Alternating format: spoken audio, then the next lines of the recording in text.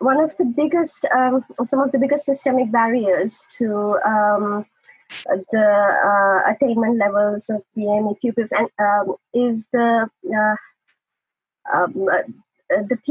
low teacher expectations, and also the curriculum not really reflecting their experiences, and but also labeling of certain pupils from certain race and ethnicities as being difficult. So those things lead to low attainment levels, and being labeled as having behavior problems leads to exclusions. And one of the issues we are working on is looking at informal exclusions. So these are exclusions which are off the record, and therefore it makes it harder to hold schools to account for informal exclusions. So and the other thing, other problem we see within the education system is this looking at BAME as a whole. So often we hear arguments like, what's the problem? Because we now see that Black pupils or Asian pupils are doing far better than white working class boys, for example. And we find that there are two issues there. One is that it looks at Black as a whole or Asian as a whole without disaggregating the data. So the experience of a Black Caribbean pupil would be very different to the experience of a Nigerian pupil within the education system, or the experience of an Indian pupil would be very different to the experience of, let's say, a Pakistani pupil. So the lack of disaggregation of data leads to people sort of making these broad statements saying that Black pupils or Asian pupils or BAME pupils are doing far better than white working class pupils. Therefore, our focus needs to be on white working class pupils. And there is a conflation of race and class there as well. So the white working class is made into a race, when actually the disadvantage that they're facing in that situation doesn't relate to race, it relates to class. And we find that BAME pupils would be disproportionately from working class backgrounds, but BAME is considered as one race and white working class as another race. So that conflation of race and ethnicity is a problem. So these are some of the, I think, the issues that lead to the discrimination of BAME pupils not being tackled. And one of it's the reason for race inequalities persisting, because of this kind of institutional racism that sort of fails to look at how policies, practices, the way data is analyzed, all of those things are disadvantaging BAME pupils and pupils from particular race and ethnicities.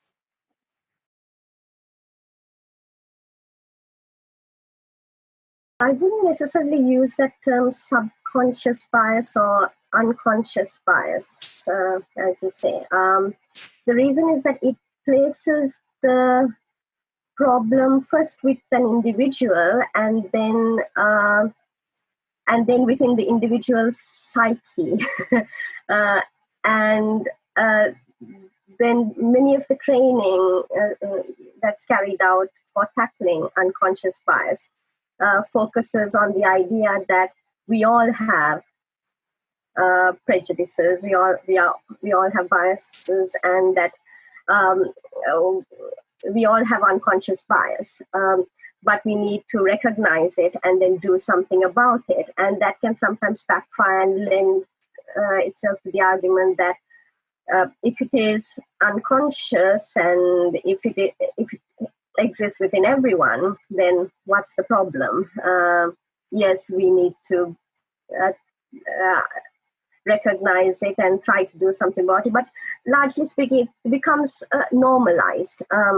Whereas what we are talking about is institutional racism. So it's particular policies and practices across institutions, whether it is government or public authorities, public bodies, schools.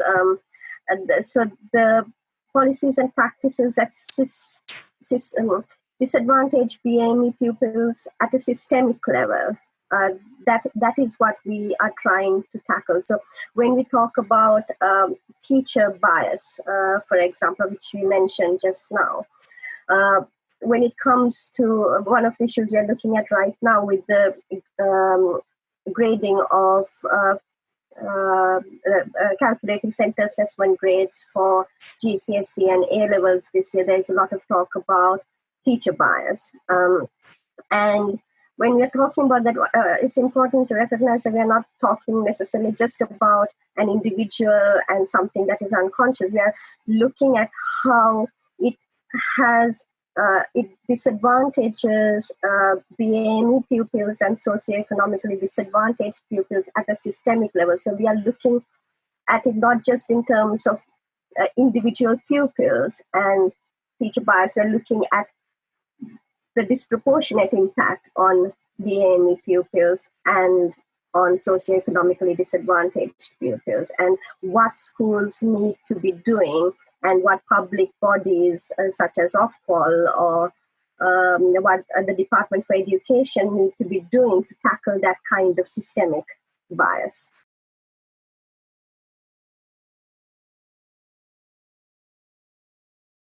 When we're talking about informal exclusions, we are talking often about practices which on its own are not a problem. So there is, for example, one of the examples is elective home education. So elective home education is a perfectly legitimate choice. So parents can choose to educate their children at home, provided that they have the resources and they are able to capacity to carry out home education. But this becomes informal exclusion where schools put pressure on parents to home educate their their children, because they don't want those children in school. So schools don't want high exclusion rates on their records. Parents are afraid of getting a permanent exclusion record for their child. So where, for example, school would say, unless you choose to home educate, your child will be excluded. So that puts pressure on the parents to choose elective home education, even if they don't have the necessary means and the resources to carry out elective home education. Another way of informally excluding is, for example, when pupils are internally excluded, where they are put into a separate classroom to the mainstream classrooms. And this is considered part of behavior management, where the pupils, these are pupils who are seen as having behavior issues, who are causing trouble, and therefore they're put into separate classrooms. And sometimes it is because the school says that they need extra support, but they don't necessarily receive extra support in those classrooms. They are just left in those classrooms with no support, without receiving a proper education, just excluded within the school, just to keep them away from the mainstream classroom, to prevent them either disrupting other pupils or holding other pupils back. So these are the types of informal exclusions that are taking place. So these are the type of exclusions which whereby the pupil is not receiving an education within the mainstream education setting. And uh, and it is also off the record, and therefore schools can't be held to account.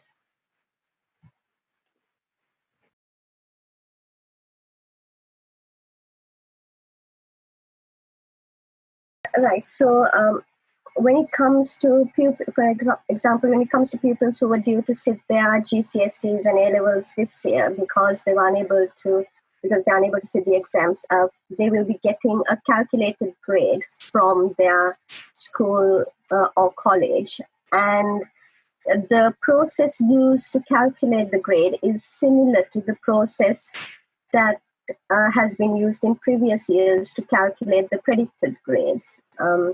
So pupils who are doing their A levels, for example, would get a predicted grade from the school or the college, which they would use to apply to universities. So we know that BAME pupils or pupils from certain BAME backgrounds are often underpredicted for grades. And there is a significant difference between the predicted grade and the final attained grade in exams. So this year's process of calculating the center assessment grade would disproportionately disadvantage BAME pupils for that reason, because we know often there is bias which impacts the predicted grades in previous years, and therefore it is likely that there would be similar biases when calculating their grades this year. So that's one of the issues. The other issue is pupils who will be sitting the autumn exams this year. And even for pupils who are not happy with the grade that has been calculated, they are being told that they can sit the exam in the autumn if they're not happy with their grade. The problem with that is that these pupils will have been out of school since March. They will not have access to private tutoring, parental support and guidance, and IT and other resources which more affluent pupils would have access to. So this is going to disproportionately impact on BAME pupils and pupils who are socioeconomically disadvantaged. The other issue that is coming up is pupils who are due to sit their GCSEs and A levels next year. So once again, we have the problem of pupils having missed school and missed lessons and not having access to resources and support from, such as private tutoring and the kind of parental guidance and support that is needed in order to catch up everything that they have missed from lessons this year. So these are some of the problems that we are seeing, which are disproportionately impacting on BAME pupils.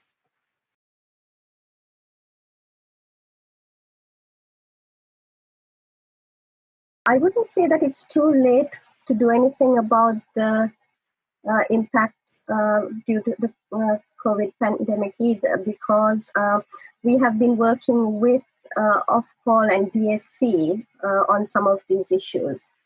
And we are very happy that Ofqual, for example, took on board some of our recommendations in the guidance that they issued to schools on how schools should be using data from previous years to identify any systemic bias and to take measures to address it.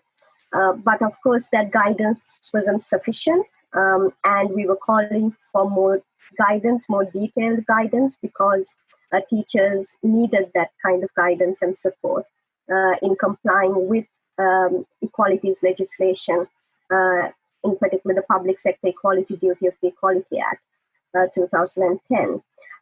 But Ofqual were not able to give that kind of detailed guidance, and they felt that because they don't regulate schools and colleges, it's not their place to provide that kind of detailed guidance. So we wrote to the Department for Education, as we felt that they were better placed to provide that kind of guidance to schools. But we were disappointed that we didn't hear back from the Department for Education until it was too late, because it was by then schools had already calculated the grades and submitted the grades. But we are still calling on off-call to carry out a check for bias. So they would need to analyze the calculated grades this year, disaggregated by race and ethnicity, and look at and compare it to the attained grades from previous years, disaggregated by race and ethnicity, and look at whether there is a significant difference between the calculated grades this year and the attained grades from previous years, to identify if there has been any bias, and where it does show potential bias, we are asking off-call to send those grades back to the school or the college to review those grades. There may be a perfectly legitimate explanation for it, but they do need to review it and make sure that it's not due to bias. So we are asking off-call to carry out that kind of check. We are being told that the numbers are too small at center level to carry out that kind of analysis, but we are asking them to carry out that kind of analysis at least where the numbers are quite significant. So if you're looking, the argument they are making is that if you're looking at pupils who are doing French in a particular school, and there are only 5 BAME pupils doing French, and the majority are white British, then they're saying the numbers are too small to do that kind of analysis. But we would disagree, because if you compare it to the data from previous years, and even where data in previous years show that even though the numbers were quite small, consistently the pupils were under-predicted for their French grade, let's say, for example, and their attained grade was much higher, then if this year's grades are broadly reflective of the predicted grades from previous years rather than the attained grades, then there is a possibility that there has been some kind of bias, and there needs to be some kind of process put in place to check for that kind of bias.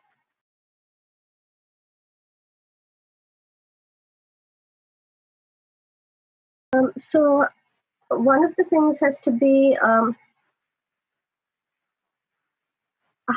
tackling racism within schools, racist bullying within schools is quite key, because we often find that pupils who experience some kind of racist bullying end up being the ones who are disciplined by the school. So it would often be a scenario where a pupil faces some kind of racist harassment or bullying, and they would complain to the teachers or complain to the head teacher or someone, and that's never taken seriously and nothing is done about it, to the point where that pupil then snaps and does something, and they are then disciplined for what happened. And this makes the pupils demotivated, lose confidence in the school system. So even when we are, for example, delivering some training around tackling online hate speech, we often found pupils saying, what's the point, because we will be the ones who are victimized if we try to raise this issue. So that racist bullying has to be tackled. Often racist bullying isn't recorded as racist bullying because schools don't want to call pupils racist. But it's not about calling pupils racist, it's about recording racist incidences, recording racist bullying. so that something can be done to tackle it. So at the moment, there isn't a proper record kept of racist bullying, and nothing is done to tackle it. So that is one of the things.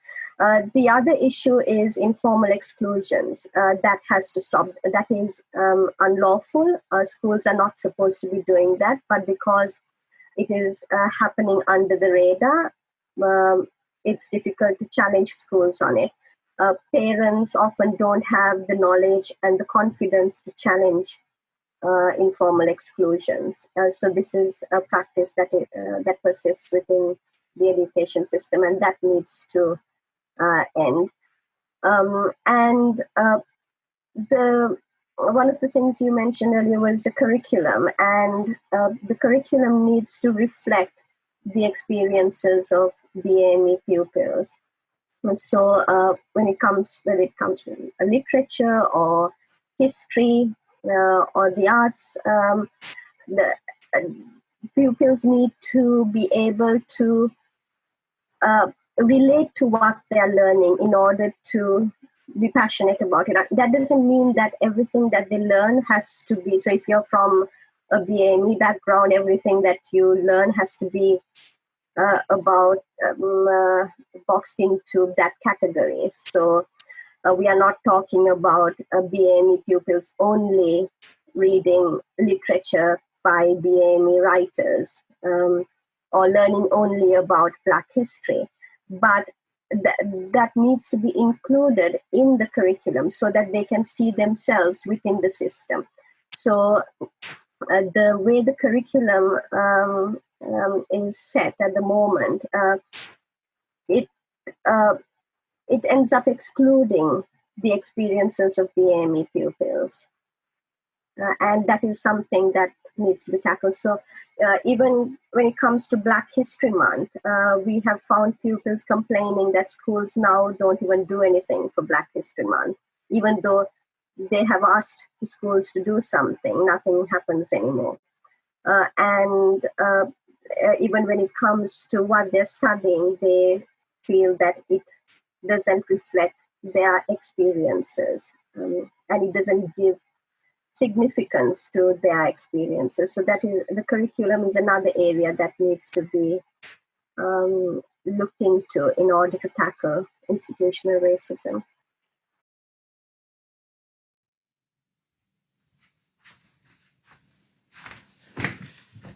If you've watched this far already, you either genuinely care or you're just trying to be nice. But either way, you're willing to give your time to educate yourself further and potentially make a difference. And we want to do more series like this. We have some in mind already, but we also want to know what you want to see. But more than that, we don't want this organisation to be just about us on screen and our voices being heard. We also want it to be about your development and getting your voice and your message out there. So if there are any series that you'd be particularly keen to produce yourself, or with our help using our name, our contacts, and potentially our experience, let us know, and we'll be keen to get involved and help you out. Thanks so much for watching.